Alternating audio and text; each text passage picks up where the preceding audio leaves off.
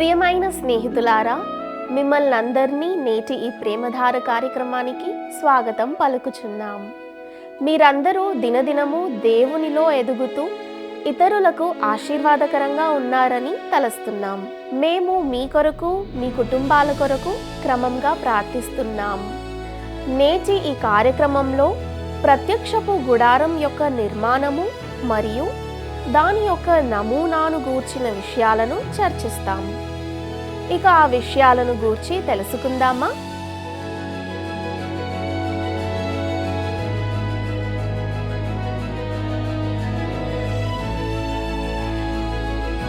క్రీస్తునందు ప్రియమైన ప్రేమధార టీవీ వీక్షకులందరికీ మన ప్రభువును రక్షకుడైన యేసు క్రీస్తు శక్తిగల నామంలో శుభములు తెలియజేస్తున్నాం. గత కొన్ని రోజులుగా మనము ధ్యానిస్తున్న నిర్గమకాండము గ్రంథం నుండి విశ్వాస జీవితానికి సంబంధించి అనేక శ్రేష్టమైన విషయాలను నేర్చుకుంటూ వస్తున్నాం.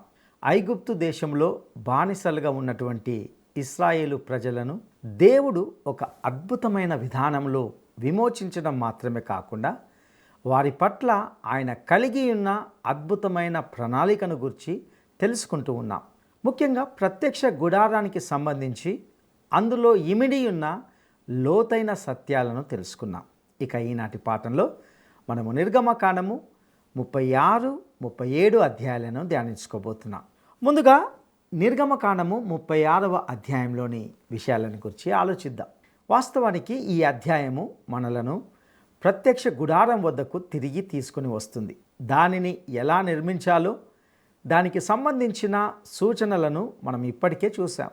ఇప్పుడు వారు దేవుడిచ్చిన సూచనల ప్రకారము దానిని నిర్మించడాన్ని మనం చూస్తాం. ప్రత్యక్ష గుడారంకు సంబంధించిన నమూనా అనగా బ్లూ ప్రింట్ని అనుసరించడం ఎంతో ముఖ్యం. ఎందుకంటే ఆ ప్రత్యక్షపు గుడారము క్రీస్తుకు సంబంధించి దేవుడు చూపిన ఒక చిత్రపటం వంటిది. అది ఆయనను వెల్లడి చేస్తుంది. ఇక నిర్గమకాండము 36వ అధ్యాయము 1వ వచనాన్ని మనం గమనిద్దాం. పరిశుద్ధ స్థలం యొక్క సేవ నిమిత్తము ప్రతి విధమైన పని చేయ తెలుసుకొనుటకై యెహోవా ఎవరికి ప్రజ్ఞా వివేకములు కలగజేసెనో అట్టి బెసలేలును అహోలియాబును మొదలైన ప్రజ్ఞావంతులందరూ యెహోవా ఆజ్ఞాపించిన అంతటి చొప్పున చేయుదురనెను. ప్రియులారా, బహుశా చాలా పెద్ద సంఖ్యలో ఉన్న ఆ పని వారందరూ దేవుడు తమకు అనుగ్రహించిన జ్ఞానముతోనూ అవగాహనతోనూ ఆ ప్రత్యక్షపు గుడారాన్ని నిర్మించే పనిలో నిమగ్నమయ్యారు. ఆ పనికి బెసలేలు నాయకత్వం వహించాడు. ఇక నిర్గమకాండము 36వ అధ్యాయము 2వ వచనాన్ని మనం గమనిద్దాం. బెసలేలును అహోలియాబును యెహోవా ఎవరి హృదయములో ప్రజ్ఞ పుట్టించెనో ఆ పని చేయుటకు ఎవని హృదయము వాని రేపెనో వారినందరినీ మోషే పిలిపించెను. ఇప్పుడు ఇక్కడ ప్రభువు పనిలో చాలా ముఖ్యమైన మరియు అత్యవసరమైన ఈ విషయాన్ని గమనించండి. మీరు ప్రభువును అయిష్టంగా సేవిస్తున్నట్లయితే దయచేసి దానిని చేయవద్దని చెప్తున్నాను. దేవుడు ఈ రకమైన వైఖరిని ఎంత మాత్రము ఉపయోగించుకోలేడు. ప్రత్యక్ష గుడారము నిర్మిస్తున్న వారు ప్రభువు ఆరాధనలో ఉపయోగించాల్సిన అందమైన ఉపకరణములను చెక్కే మనుషులు. వారికి ఇది ఒక ఉద్యోగం కాదు. వారు పనివేళలు అయిపోయాయా అంటూ అస్తమానము గడియారం వైపు చూడడం లేదు. వారు ఏ కార్మిక సంఘానికి చెందినవారు కాదు. వారు వారానికి కొన్ని గంటలు మాత్రమే పనిచేసి ఆపివేసేవారు కాదు. ఇదేదో వారి కర్తవ్యం అయినందున వారు ఈ ప్రత్యక్ష గుడారాన్ని నిర్మించడం లేదు. వారు పని చేయవలసి వచ్చినందున ఇది తప్పదు అన్నట్లు పని చేయడం లేదు. వారు గతంలో బానిసలుగా ఉన్నారు మరియు ఇక్కడ వారు మళ్ళీ దాసత్వం చేస్తున్నారు. అయితే ఈసారి వారు ఇష్టంతో చేస్తున్నారు. వారి హృదయాలు వారి పనిలో నిమగ్నమై ఉన్నాయి. ప్రియులారా, మీరు కూడా దేవుని పనిని ఆ విధంగా చేయాలి. ఒక యవనస్తుడైన బోధకుడు ఒకసారి ఒక అనుభవనీయుడైన దైవ సేవకునితో, నేను పరిచర్యను ఇష్టపడతాను కానీ నేను ప్రసంగించడాన్ని ఇష్టపడను అని అన్నాడు. అప్పుడు ఆ దైవ సేవకుడు అతనిని పరిచర్య నుండి నువ్వు బయటకు వెళ్ళమని సూచించాడు. దేవుని వాక్యాన్ని అధ్యయనం చేయడానికి మరియు ప్రకటించడానికి ఇష్టపడని వ్యక్తికి పరిచర్య తగిన ప్రదేశం కాదు. ఒక బోధకుడు తన పనిని ఉత్సాహంతో మరియు ఉజ్జీవంతో ప్రసంగించలేకపోతే అతడు పరిచర్యలో ఉండకూడదు అని హెచ్చరించాడు. ఒకసారి చాలా సంవత్సరాలు వేదాంత విద్యను చదివిన వ్యక్తి ఒక పెద్ద కూడికలో దేవుని వాక్యాన్ని ప్రసంగించడం జరిగింది. అయితే అతని సందేశంలో ఎంతో గందరగోళం ఉంది. అతడు ప్రసంగం చేయాలని ఎంతో ప్రయత్నం చేస్తున్నప్పటికీ అందులో ఎంతమాత్రము ఉత్సాహం లేదు. ఆ ఉత్సాహము అతని సందేశంలో లోపించింది. ఈ విషయాన్ని అక్కడున్న అనేక మంది గమనించడం జరిగింది. నా ప్రియమైన వారలారా, మీకు విషయాన్ని చెప్పనా? మీరు ఉత్సాహంతో, శక్తితో, చైతన్యంతో దేవుని యొక్క సందేశాన్ని ప్రసంగించలేకపోతే లేదా ప్రభువును సేవించలేకపోతే అస్సలు ఆ పనిని చేయకండి. తన పని కంటే వేరే పని చేయాలనుకునే వారిని దేవుడు తన సేవలో ఉండాలని కోరుకోడు. ఇక్కడ బెసలేలు వేగంగా పరిగెత్తడాన్ని ఒకసారి గమనించండి. అతడు క్రికెట్ ఆట కొరకు పరిగెత్తుతున్నాడా, లేదా ఏదైనా ఫుట్బాల్ ఆట కొరకు పరిగెత్తుతున్నాడా, లేదా ఏదైనా సామాజిక వినోదాత్మకమైన కార్యక్రమానికి వెళ్తున్నాడా? లేదు. బెసలేలు దేవుని పనికై వెళ్తున్నాడు. అతడు ప్రభు పని కోసం పరిగెత్తుతున్నాడు. ప్రియులారా, మీకు తెలుసా, ఒకవేళ ప్రజలు వచ్చే ఆదివారము ఉత్సాహంతో చర్చికి వచ్చినట్లయితే ఆ పట్టణం అంతా త్వరలోనే చర్చిలో ఏమి జరుగుతుందో చూడడానికి బయటికి వస్తుంది. అదొక ఉజ్జీవం అవుతుంది. దేవుని పని ఆనందము మరియు సంతోషంతో చేయబడాలి. మనం ఆయనను సంతోషంతో సేవించాలి. రోమీలకు రాసిన పత్రిక 14వ అధ్యాయము 5వ వచనంలో అపోస్తులైన పౌలు ఇలా అన్నాడు: ప్రతివాడు తన మట్టుకు తానే తన మనసులో రూఢిపరచుకొనవలెను. మనము ప్రభువును సేవించాల్సిన విధానం ఇదే. మనము ఆయనను ఇష్టముతో సేవిస్తున్నామని, ఆయనను సంతోషపెట్టడానికి ఆతురతగా ఉన్నామని మనము పూర్తిగా నిర్ధారించుకోవాలి. మరలా కొరింథీయులకు రాసిన మొదటి పత్రిక 9వ అధ్యాయము 16వ వచనంలో పౌలు మనకిలా చెప్పాడు: అయ్యో, నేను సువార్తను ప్రకటించకపోయిన ఎడల నాకు శ్రమ. పౌలు సువార్తను ప్రకటించాలని కోరుకున్నాడు. గిద్యోనుకు చెందిన ఆ 300 మంది మనుషులు నీటి దగ్గరికి వెళ్ళి అంచున వంగి దానిని తాగలేదు. వారు తమ చేతులను నీటిలో ముంచి ఆ నీటిని తమ నోటికి తీసుకొని శత్రువు కోసం చూస్తున్నారు. వారు, ఆ మిద్యానీయులు ఎక్కడ ఉన్నారు? మేము వారిని పట్టుకోవాలని అనుకుంటున్నాము అని అన్నారు. ఈ వివరణను గురించి మనము న్యాయాధిపతులు 7వ అధ్యాయము 5 నుండి 7 వచనాల్లో గమనిస్తాం. నేటి సంఘంలో మనకు అవసరమైన ఉత్సాహం ఇదే. మనలో చాలామంది మృతులైన పరిశుద్ధులతో కూరుకుపోయాం, మరియు వారు వాస్తవానికి సమాధి చేయబడే ముందే చనిపోయారని నా ఉద్దేశం. ఇక నిర్గమకాండము 36వ అధ్యాయము 3 నుండి 5 వచనాలను గమనిద్దాం. ఆ పని చేయుటకై వారు పరిశుద్ధ స్థలం యొక్క సేవ కొరకు ఇశ్రాయేలీలు తెచ్చిన అర్పణములన్నిటినీ మోషే యొద్ద నుండి తీసుకొనిరి. అయినను ఇశ్రాయేలీయులు ఇంకా ప్రతి ఉదయమున మనపూర్వకముగా అర్పణములను అతని యొద్దకు తెచ్చుచుండిరి. అప్పుడు పరిశుద్ధ స్థల సంబంధమైన పని అంతయు చేయు ప్రజ్ఞావంతులందరిలో ప్రతివాడు తాను చేయు పని విడిచి వచ్చి మోషేతో చేయవలెనని యెహోవా ఆజ్ఞాపించిన పని విషయమైన సేవ కొరకు ప్రజలు కావలసిన దానికంటే బహు విస్తారము తీసుకొని వచ్చుచున్నారని చెప్పగా, ప్రియులారా, ప్రజలను ఇవ్వడము ఇక ఆపమని అడగడము నాకు తెలిసినంత వరకు ఇది ఒక సందర్భమే. వారు ప్రత్యక్ష గుడారము నిర్మించడానికి మరియు సన్నద్ధం చేయడానికి అవసరమైన దానికంటే చాలా ఎక్కువ తీసుకొని వచ్చారు. నా పరిచర్య జీవితంలో నేను ఇలాంటి కానుకను ఎప్పుడు చూడలేదు. దీనికి ముందు లేదా తర్వాత ఇలాంటి కానుకను గురించి కూడా నేను ఎప్పుడు వినలేదు కూడా. ఇక నిర్గమకాండము 36వ అధ్యాయము 6వ వచనాన్ని గమనిద్దాం. మోషే పరిశుద్ధ స్థలమునకు ఏ పురుషుడైనను ఏ స్త్రీ అయినను ఇక మీదట ఏ అర్పణనైనను తేవద్దని ఆజ్ఞాపించను గనుక పాలెమందంతటను ఆ మాట చాటించిరి. ఆ పని అంతయు చేయునట్లు దాని కొరకు వారు తెచ్చిన సామాగ్రి చాలినది, అది అత్యధికమైనది. ప్రజలను ఇవ్వడం ఆపమని మరియు వారు తగినంత తీసుకువచ్చారని చెప్పి వారిని ఆపి ఇక చాలు అని చెప్పవలసి వచ్చింది. ఈ ప్రజలు వాస్తవానికి ఇప్పుడిప్పుడే బానిసత్వం నుండి బయటపడ్డారు అనే వాస్తవాన్ని దృష్టిలో ఉంచుకుంటే ఇది నిజంగా ఆశ్చర్యకరమైన విషయం. వారికి ఇంతకుముందు తమ సొత్తు అని చెప్పుకోవడానికి ఏది లేదు. ఇప్పుడు వారికి లేక దొరికిన సంపద ఉన్నందున వారు దాన్ని ఇవ్వడానికి అంత సిద్ధంగా ఉండరని మీరు అనుకోవచ్చు.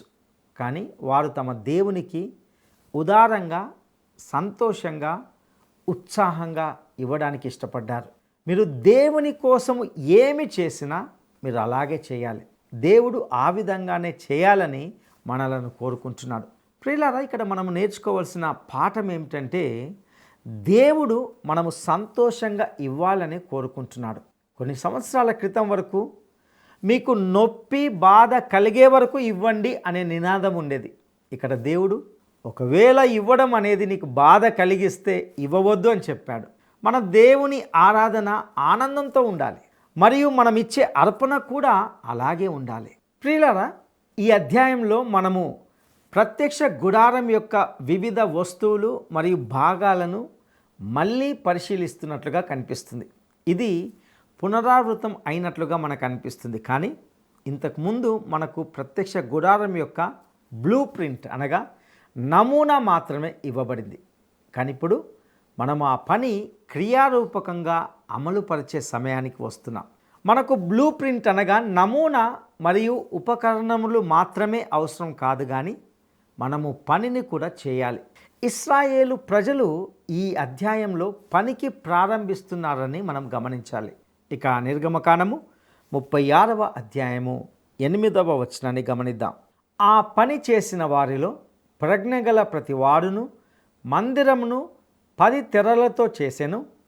అతడు వాటిని నీల ధూమ్ర రక్తవర్ణములు గల పేనిన సన్న నారతో చిత్రకారుని పని అయిన కెరూబులు గల వాటినిగా చేసెను. ఇది ప్రత్యక్ష గుడారమంతటిని కప్పే పైకప్పు. వారు అరణ్య ప్రయాణానికి వెళ్ళినప్పుడు మొదటి ఉపకరణముల మీద ఉంచిన కప్పు అది. ఇది బయటి కంచె. ఈ మేలిమి ఐగుప్తు నార క్రీస్తు యొక్క నీతిని తెలియజేస్తుంది. ఇది ఆయన స్వభావాన్ని మరియు ఆయన పనిని తెలియజేస్తుంది. మనము దేవుని సముఖంలో నిలబడడానికి ధరించవలసిన ఆయన మనకు అందించిన నీతిని ఇది మనకు తెలియజేస్తుంది. ప్రియులారా, ఇక్కడ మనము గమనించవలసిన ముఖ్యమైన విషయం ఏమిటంటే మన అర్హత ప్రమాణాలను తీర్చడానికి క్రీస్తు తగినవాడుగా ఉంటున్నాడు. ఆయన మనలను రక్షించడానికి సమర్థుడు.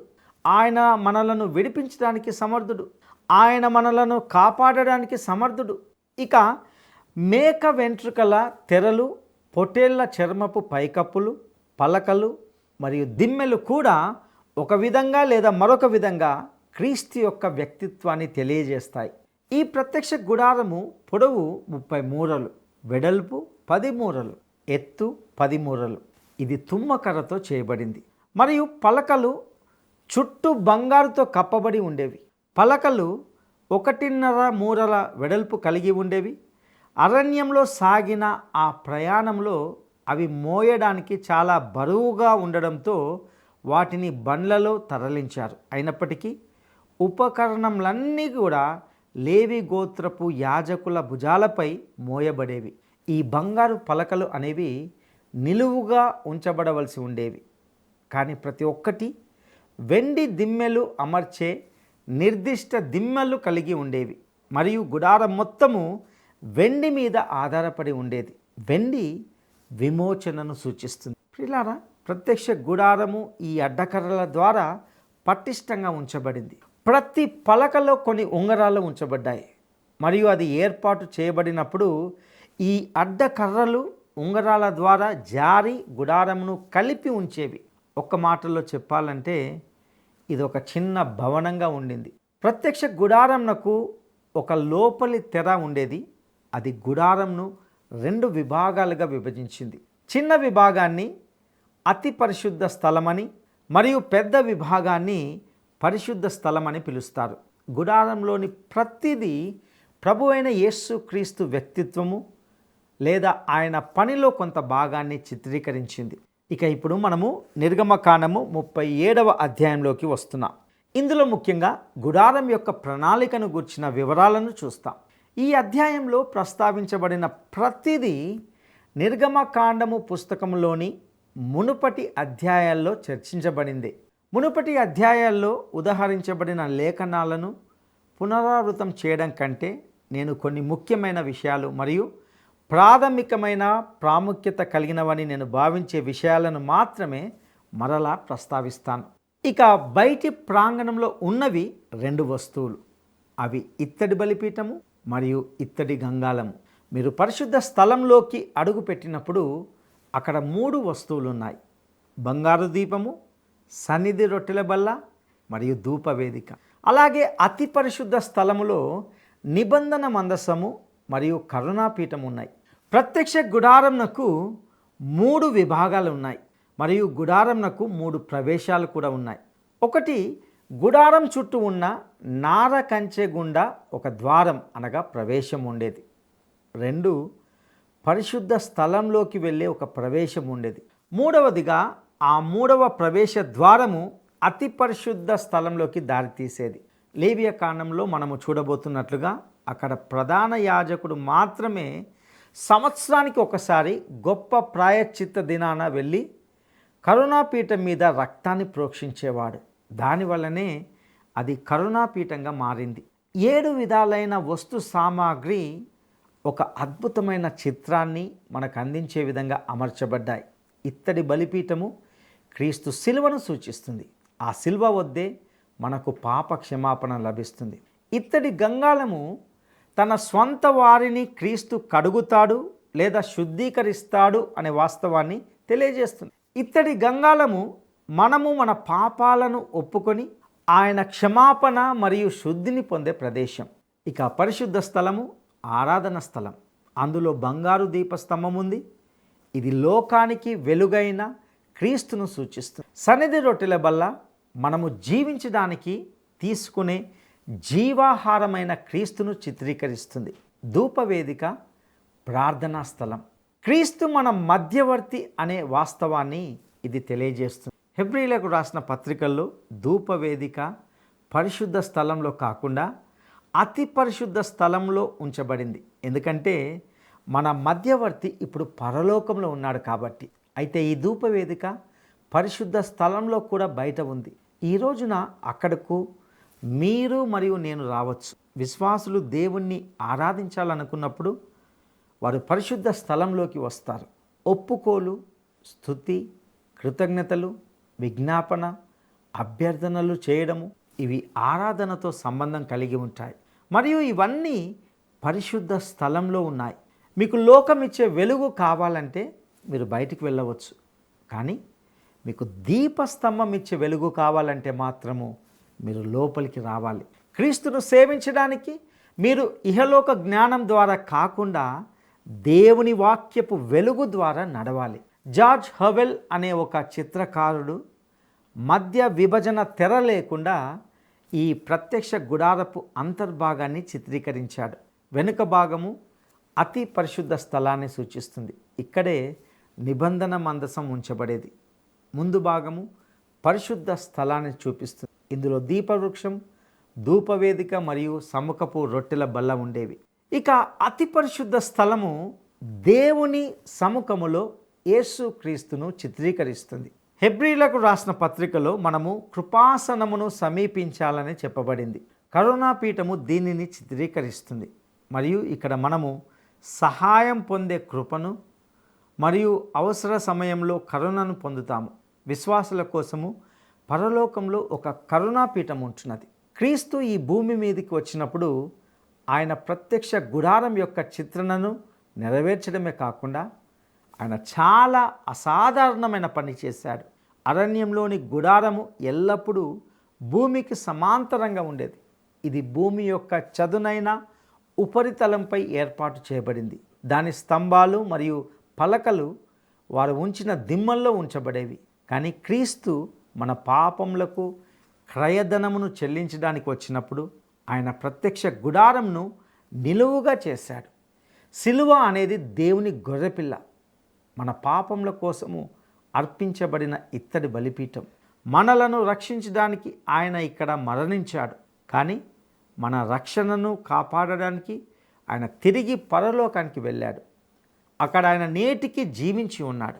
అతి పరిశుద్ధ స్థలము నేడు పరలోకంలో ఉంటున్నది. మనం ఒక భవనానికి వెళ్ళడం ద్వారా లేదా ఒక మనిషి వద్దకు వెళ్ళడం ద్వారా దేవుని వద్దకు సమాంతరంగా వెళ్ళము.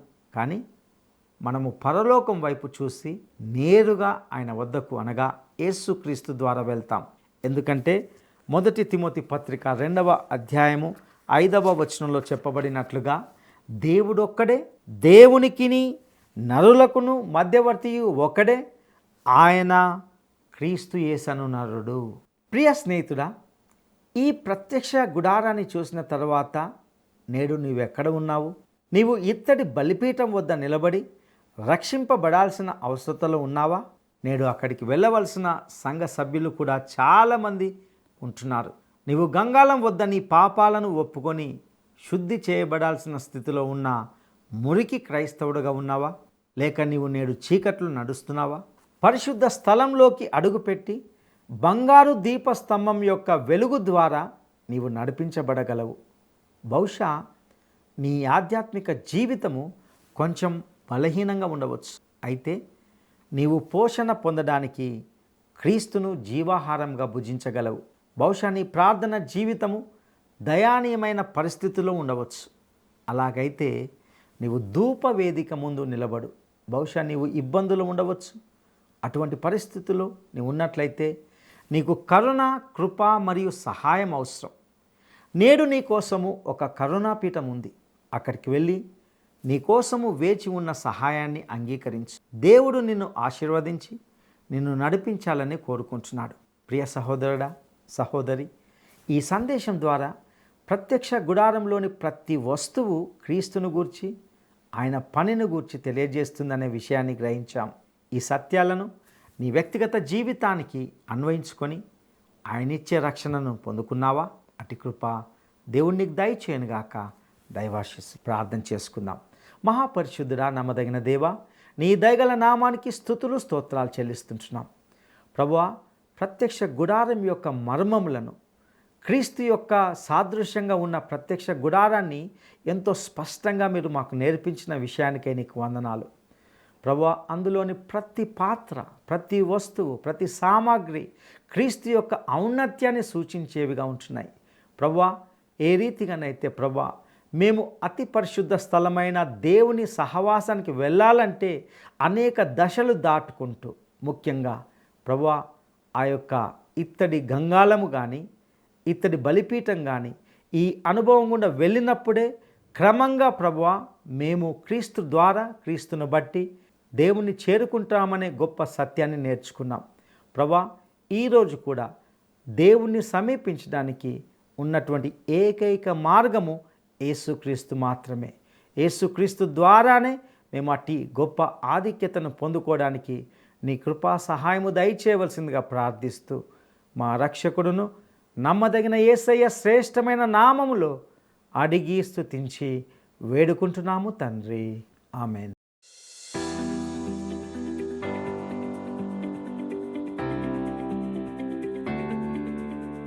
ప్రత్యక్షపు గుడారాన్ని నిర్మించే పనిలో బెసలేలుతో సహకరించిన మరొక వ్యక్తి ఎవరు? ప్రత్యక్షపు గుడారాన్ని నిర్మించే పనిలో బెసలేలుతో సహకరించిన మరొక వ్యక్తి ఎవరు? 1 అహోలియాబు, 2 మోయాబు, 3 ఏలియాబు.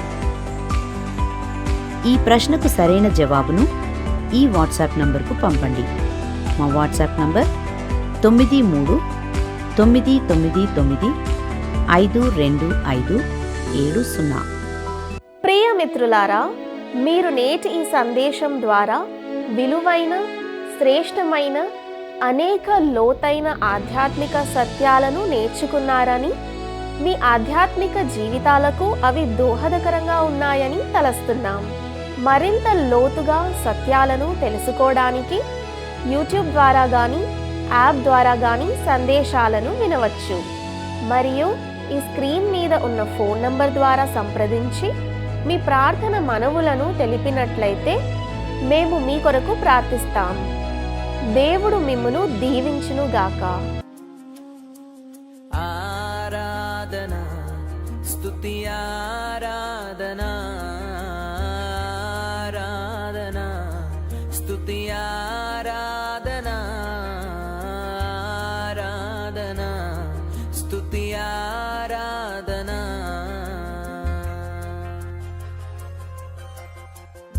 నీ వంటి వారు ఒక్కరును లేరు, నీవే అతి శ్రేష్ఠుడా. దూతగణములు నిత్యము కొలిచే నీవే పరిశుద్ధుడా. నిన్న నేడు మారని ఆరాధన స్తుతి ఆరాధన ఆరాధన స్తుతి ఆరాధన ఆరాధన స్తుతి ఆరాధన.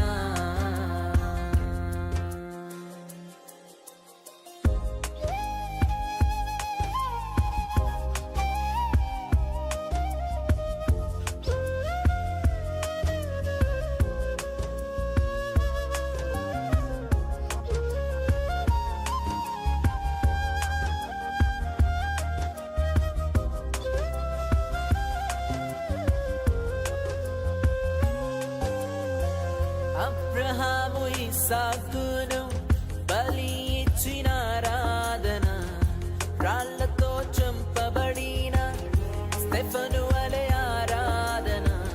అబ్రహాము ఇస్సాకును బలి ఇచ్చిన ఆరాధన, రాళ్లతో చంపబడిన స్టెఫను వలె ఆరాధన.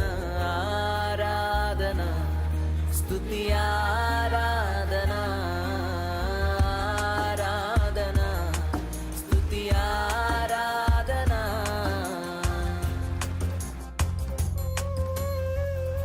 పదివేలలోన అతి సుందరుడా నీకే ఆరాధన. ఇహ పరములోన ఆకాక్షణీయుడా నీకు సాటెవరు. నిన్న నేడు మారని ఆరాధన స్తుతి ఆరాధన ఆరాధన స్తుతి ఆరాధన ఆరాధన స్తుతి ఆరాధన.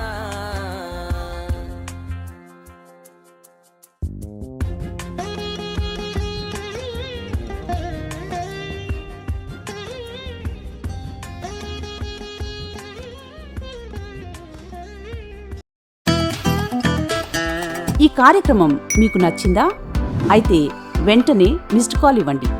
బహుమతి పొందే విజేత మీరే కావచ్చు.